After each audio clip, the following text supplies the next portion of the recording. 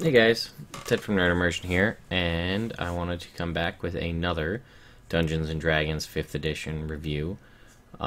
Those of you who have seen, I've done the review on the spell cards, the Dungeons & Dragons 5th edition spell cards by Gale Force 9. Well, as a more recent thing, in response to the Elemental Evil campaign coming out, Gale Force 9 came out with Spellbook cards Elemental. And the reason they did this is because in the Princes of Apocalypse campaign setting, there are new spells, all elemental themed for some of the different classes. So, if you saw my last update video, I talked about how they were going to be making updates to the cards. Well, I'm proud to say that the new cards for the Elemental pack do have these updates. So I wanted to go through that, as well as a couple other things. Oh, and I also have the Dungeon Master screen that they made for this campaign, so we'll go through that as well.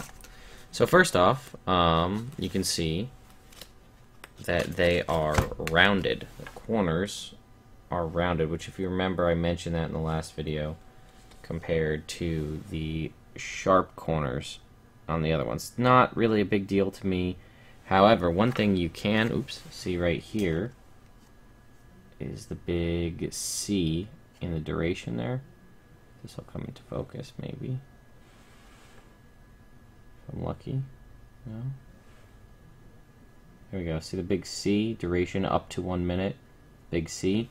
That's the concentration, whereas previously you just had to assume that if it said up to something in the duration, you just had to assume that it was concentration. So they did change that, which is nice. Complaint of mine is all the other cards had something denoting on the back. Like, these are the Arcane cards I happen to have in front of me. So this shows that it's Warlock, Wizard, and Sorcerer. Which symbol means what, I don't know. The other ones, like the Paladin and the Cleric and all those, have a specific symbol. This just threw all three. So, but that was a quick way to identify. Problem with these cards, however, is the Elemental cards all have the same symbol on the back. So, the way they denote that, which is pretty stupid in my opinion, is if you look down the bottom of the card here where it says Elemental, you see the little symbols down there? So that looks like this is, I'm going to go with Druid, Wizard, Sorcerer, Warlock. So there, just to show, let's see, we have, yes we do, because this has Bard. So here is a different one. You can see it's got Bard, Druid, I don't know, Wizard, Sorcerer. The thing is, there's no key to tell you which one is which. So, to tell the difference between Warlock and Wizard and Sorcerer, I don't know. But anyway, you get the idea. I do think that that was a bad call, to just call it out with little symbols that are kind of tiny on the bottom of the card as it is. So, that's sort of my review on that. The cards pretty much are, they feel the same. They have the same glossy finish to them, and it just, again, covers all of the cards. But if you are curious, I mean, you can download it for free, the companion guide, but that's the amount of cards that you get, so that's the amount of new spells. One thing they did, however, that I did enjoy is Mislead and Destructive Wave, the Wizard Arcane spell and the Paladin spell, both cards which were missing from the previous sets. They chose to include those for free in the Elemental box, which is nice because they at least had the forethought to do that. Again, as I mentioned in the last video, no idea when the updated version of these cards are going to be coming out. So you get the new version with the rounded corners. I did, when I placed this order, I didn't have the Ranger or the Druid spell cards. So I just ordered them just so I could have the whole set, and they shipped me this stuff, and the other ones just showed up as out of stock. So, no idea when we're going to get the updated versions of these, No idea of the price. Also, if they're going to do any kind of loyalty program to get you guys that bought the first gen a discount. So, along with, if you guys recall, I did a review on the Dungeon Master screen, both the Wizards of the Coast one and the Gale Force 9 one for Tyranny of Dragons. So I also did one. I picked up the Elemental Evil Dungeon Master screen. So, just a little preface to this. I have not touched or read or played any of Elemental Evil, so I don't know too much about it. I have played some of the Neverwinter content, though, so I have a little bit of an idea. But as you can see, we have very nice full-page art here. So, we've got this dude underwater here, which I'm going to assume is one of the princes of the apocalypse. We've got a tiefling here with fire, which is interesting because I did flip in the book where they show Genasi. They show a picture of a tiefling. We've got somebody here with air, and then somebody here with some lightning. This is an Arakra, I'm guessing. One of the new races they added in the players, the compendium there, the Unearthed Arcana. So let's delve into the inside, and I'm gonna preface this by saying, guys, don't get this. It's the same situation as the Gale Force 9 Tyranny of Dragons one. It's a lot of, and again, the problem with the Tyranny of Dragons one on top of that is there were 2 books released for Tyranny of Dragons, and the information contained in the Tyranny of Dragons, the M screen only covered the first book, so it only covered Horde of the Dragon Queen, nothing inside it for Rise of Tiamat.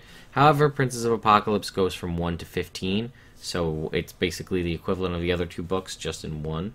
But it is produced by Sasquatch Gaming Company rather than Cobalt Press. But I digress. So, first panel. What do we got?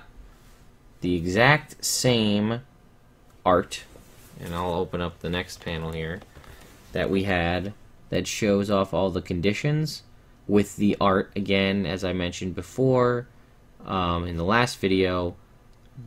The Wizards of the Coast one did this in one panel, or 2 panels rather. So it looks like they did condense this down a little bit, but you could pull this art out and reduce that. And do we really need a visual image of the Princes of the Apocalypse? These are the 4 main villains of this campaign. Do you really need to have a visual image of them with their names? I'm going to go with probably not.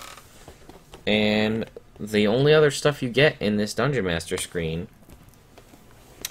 you get a map of this Desserin Valley, and then you get a table here, which continues on to this page, which I'll get into a little bit more depth. And then it shows a Manticore over here, and then the different Genasi, which again, if you have the book, they're all in there, and if not, the player's compendium thing they released, Wizards of the Coast released for free, has all that information anyway. So, same situation, a lot of art, which is nice to look at, but a lot less useful information. So your tables that I just pointed out to, you have early travels, river travels, and later travels. So, it says encounters marked with an asterisk have explanations that appear on page 30 of the Princes of the Apocalypse. So, look like they are on a D20 scale. So, from what I can tell, this is actually pretty useful. It looks like it's random encounters designed for this. So, it says early travels. So, my assumption is it is exactly what it says when you start off. And you roll a d20, and depending, there's a day column and a night column. So for instance, if it's during the day and you roll a 10, you encounter a caravan, which is one of those ones that's marked out on the page 30. But if you were to roll an 8 in the daytime, you'd encounter 1d4 plus 1 orcs. And then if you rolled let's go with one that's only at night. If you roll a 17 at night, you get 1d3 plus 1 ghouls. And then it's pretty much the same thing. There's river travels, and then I'm guessing later travels are further on in the campaign. Same kind of deal.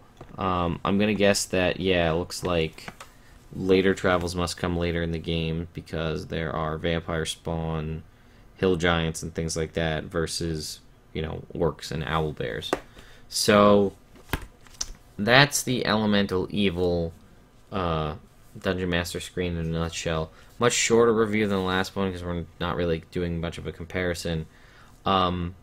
If you really like to collect things, and you want to collect all of the screens, like I seem to have accidentally done myself, I say go for it. If you want it for a practical purpose, as an actual DM screen with useful information, don't get this. Don't get the Tyranny of Dragons one. Get the one from Wizards of the Coast. They put less art and more useful information in the same amount of space. If you are planning on using the new spells, however, I would recommend picking up the Elemental Spellbook cards, if for no other reason than the fact that you get Mislead and Destructive Wave, the two missing spells from the first gen cards. These are also useful. Again, I just wish they didn't call out what they are by symbol on the bottom of the card. So anyway, did you guys pick this stuff up? What are your thoughts? I know a lot of you guys have been commenting, asking questions. So please feel free to let me know what you think of this. Do you think Wizards of the Coast should continue going with Gale Force 9 to produce this kind of stuff? Should they move to another third-party house to produce the Dungeon Master screens or whatnot for future campaigns? Let me know what you think in the comments, and always be on the lookout for more stuff coming soon. If you do like Dungeons and Dragons, or Neverwinter more specifically, currently me and a couple of my other associates are playing Neverwinter every Monday night at around 8-ish or so p.m. Eastern Time at twitch.tv/nerdimmersion. So you can feel free to stop by. Most of us are testing out the new Paladin class they just released, and we're in around level 30-ish. So anyway, hope you guys enjoyed, and I'll see you next time.